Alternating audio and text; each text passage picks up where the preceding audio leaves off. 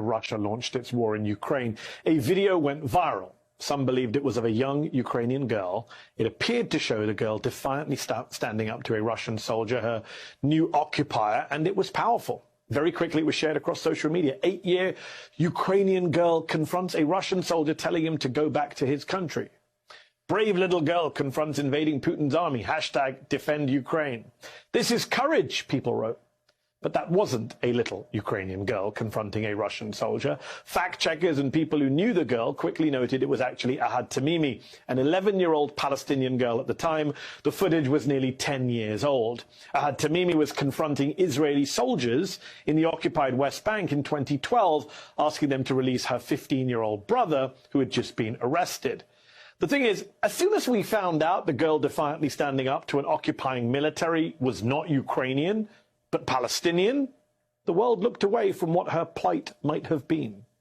There could be no comparison to Ukraine, no similarity between Ukrainians who are suddenly under Russia's vicious and illegal occupation and Palestinians who have been living under a brutal Israeli military occupation for more than 5 decades. For Ahad Tamimi, though, her experiences spoke for themselves. She was photographed earlier in 2012 protesting the arrest of her mother and confiscation of her home by Israeli forces. In 2015, she was seen fighting an Israeli soldier who was holding down a Palestinian boy. It was in 2017 that she was arrested. This time she had taken part in a protest opposing new illegal settlements being built near her village. Clashes between soldiers and protesters erupted. Tamimi's cousin was shot in the head and severely wounded. Hours later, Tamimi confronted 2 soldiers who were outside the entrance to her family's home. She slapped and kicked them for what happened to her cousin and was then arrested and charged with assault.